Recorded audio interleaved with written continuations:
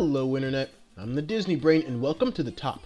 Last time, we talked about what I thought were Nickelodeon's 10 best male characters, so, naturally, it's time to talk about the talented Nickelodeon leading ladies. For reasons that are hard to explain, making this list was way easier than creating the Disney Channel equivalent a little while back.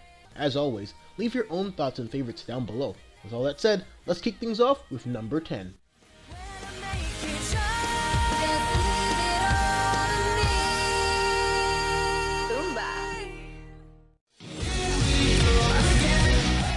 You may remember me stating that Puckett and Skinner was the worst show Nickelodeon has ever given us, and I still stand by that. But I also believe Kelly represents a singular silver lining here.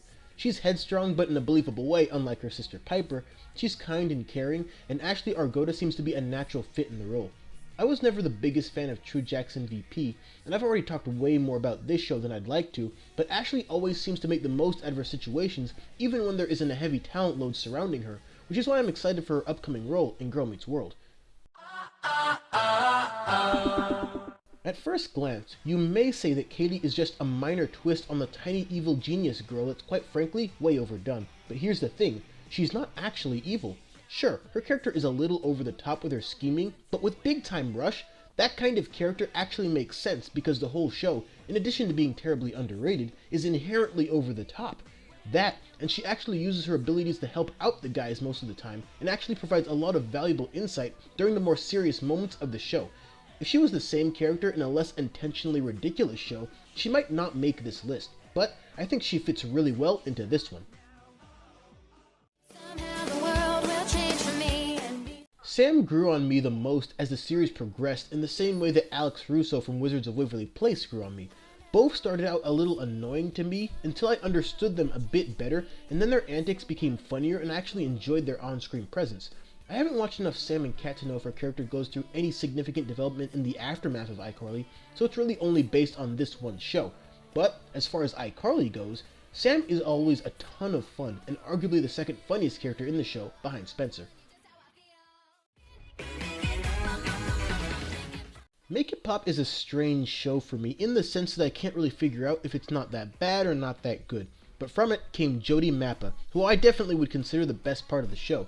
Unlike her co-stars, who can be more than a little off-putting at times, she doesn't take any attitude from anyone. She cares about her friends, but she's also the strongest and most independent of them, very valuable traits in my book. And I love the idea of having a character who is passionate about and understands fashion without fitting completely into the airhead diva stereotype. It's actually a pretty intelligent use of detail. So yes, I have to give a little bit of credit to Nick Cannon of all people, who created this show, and as a direct result, helped create this character.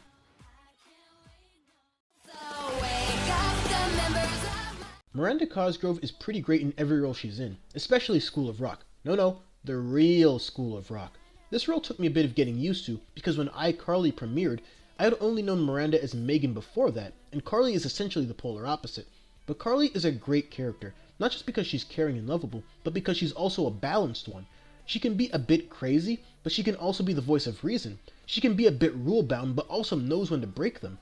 If you've watched enough of iCarly, you see a lot of interesting layers to her character as she slowly grows up throughout the run of the show. The best Nick shows have characters like Carly that function well in otherwise zany universes, and iCarly is no exception. All hail the Great Uniter. The Legend of Korra is a show filled to the brim with interesting antagonists that all have very different but very powerful reasons to oppose the latest Avatar. But for my money, all of them pale in comparison to the very embodiment of strength and might that is Kuvira. She doesn't have the same lengthy backstory as other villains, but she doesn't need it. All she needed to be compelling was a goal and a chance to achieve it. She's cold, calculating, ruthless, and gets the job done. It's as straightforward an antagonist as either Avatar faced in their lifetimes, but also just might be the most engrossing. And here's the twist. Kuvira is an antagonist, but she's not really a true villain. In fact, a lot of her points make sense. Her methods may be questionable, yes, but her reasoning is usually pretty sound. And unlike Firelord Ozai, who is mostly a faceless final boss in the original, Kuvira actually does most of the uniting herself, which I personally love in a leader. Love her or hate her, I've already pledged my allegiance to her. I found a way. Many have tried to copy one of television's most popular evil little sisters, but all fell short of matching Megan Parker. Her antics absolutely make this show and provide some of its funniest moments. I would say that Miranda Cosgrove plays the sassy, hostile little sister even better than the nicer, more generous little sister she plays on iCarly. But if that was all she was, it would be good, but not great. What makes Megan great are the moments where the brothers and her are actually on the same page and are helping each other out. Like when Megan develops feelings for a boy, but that boy has been messing around with other girls.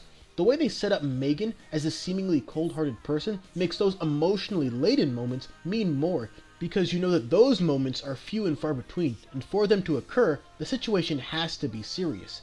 Drake and Josh make a great team, but the team would be incomplete without the one and only Megan.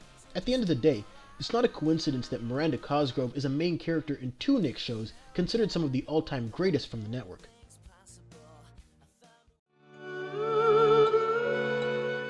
It may sound absolutely blasphemous to some, but as far as characters go and just characters, I actually like Korra a little bit better than Aang.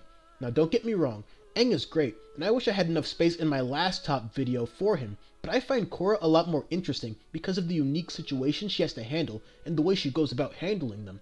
I love the fact that she starts off as a very violent, very rough around the edges type of person who needs to find more of a spiritual balance. It's actually a very intelligent character design, since Aang was almost the opposite in his mentality.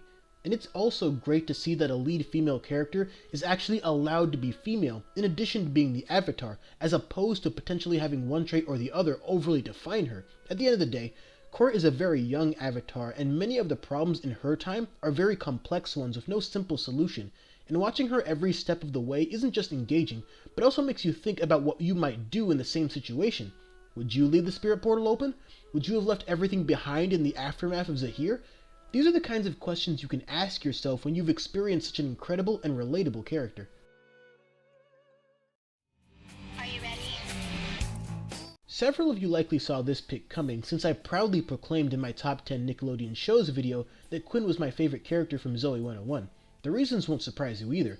She's wonderfully weird and off the wall, she's incredibly gifted intelligence-wise, she's socially awkward, but is also very aware of that, and in some cases is willing to adjust it for the sake of some semblance of normalcy. But it goes deeper than that. She's actually a pretty vulnerable character too. She doesn't take too kindly to being made fun of, and is somewhat susceptible to change certain aspects of her persona to meet everyday standards. And here's a crazy bit of Dan Schneider continuity for you. There was an episode of iCarly that took place at a beauty pageant, and Quinn was actually a part of it. It's actually revealed in Zoey 101 that it's something Quinn used to do, thus providing more insight into her character. We can assume that the world of pageantry was just not for her, so she almost goes overboard with the whole science proficiency thing to make up for it, and to never be associated with that world again. All in all, Aaron Saunders kills this role, and quickly became the main reason I not only kept watching Zoey 101, but ended up loving it. But who could have nabbed the number one spot? We'll get there, but first, let's bring in some honorable mentions.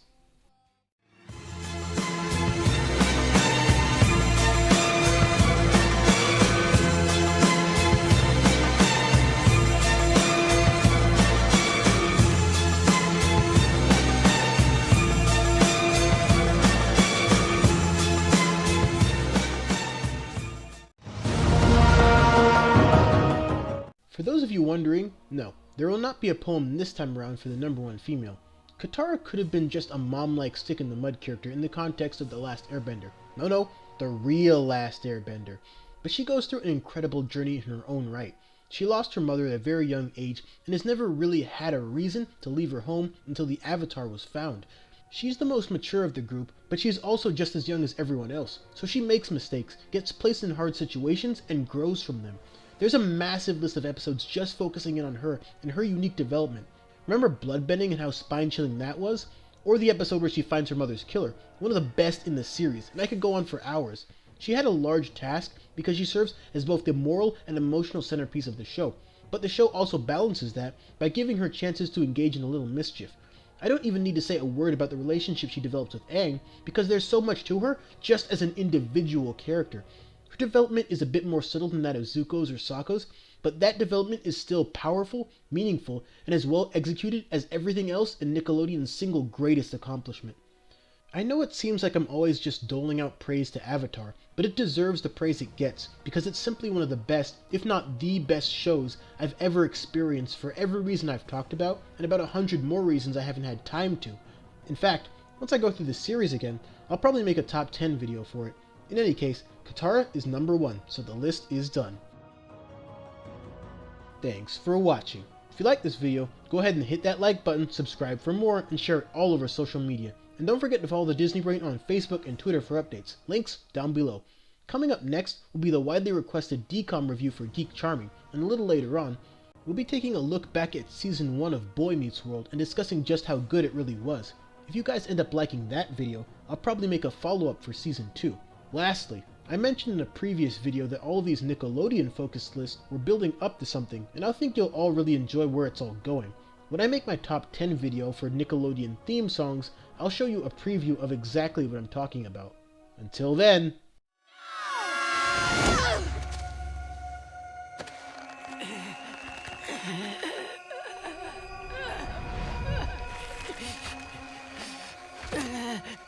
Congratulations, Katara. You're a bloodbender.